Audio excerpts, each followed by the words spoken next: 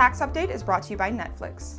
Hey guys, Terry here for Rev3 Games, and I'm at the Nintendo booth at PAX right now. I just got my hands on a couple of the new Zelda games, one of which is Wind Waker HD, which I know a lot of you guys are looking forward to. I love the art style. It's very cartoonish. I'm sure you've seen it. A lot of people are angry about that. I think it looks adorable, actually. The gamepad has, interestingly, afforded a few new options for the game. It basically acts as the menu system. So now instead of manually going into the menu system and assigning, like, I want this for the X button, all that can be just dragged and dropped from the gamepad, which is really great. They've also streamlined some of the quests. I couldn't get an exact answer on how exactly they did that, but the guy mentioned like the Triforce quest at the end has been streamlined a little bit, I think just so you're not running around quite as much. I mentioned this during our Nintendo wrap-up at E3, but also the Wind Waker is much faster now. That was actually not possible on the original Wind Waker due to the specifications of the GameCube. So now that's a thing that you can do. There was a part where you grab the telescope in the game and you can use the gamepad as a gyroscope to sort of look around and do things like that. So again, not many story elements have changed. In fact, I don't think any have. As far as I can tell, the game is still almost exactly the same as before. But of course, the gamepad does change a lot of the control scheme. I also was able to check out A Link Between Two Worlds, which is on the 3DS. This game looks amazing. A lot of the stuff is similar. You're still going to be throwing arrows and using a giant mallet to, knock down pegs.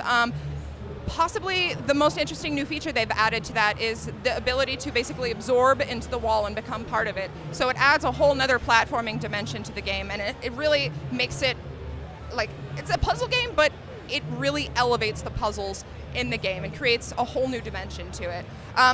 I was also able to check out the 2DS, which is actually a little bit smaller than I was expecting in person. Also a little bit heavier, interestingly, although there was a tether attached to it, so that might be why. But I own a 3DS, and I think that this feels more natural holding it in your hands than the 3DS does, just because of the weird angles.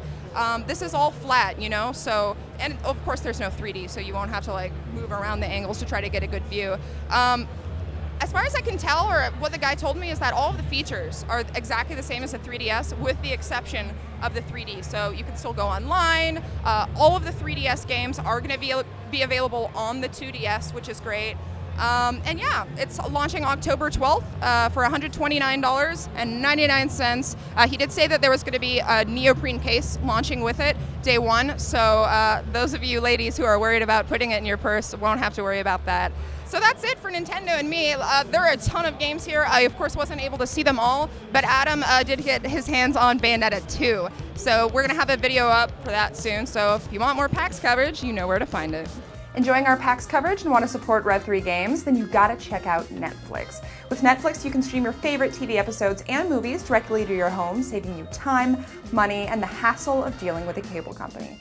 All you need to get started is a Netflix-enabled device like a PC or Mac, a smartphone, or a gaming console. For a limited time, get your free trial membership by heading to netflix.com/rev3games. Every sign-up helps support the show and brings us one step closer to PAX 2014.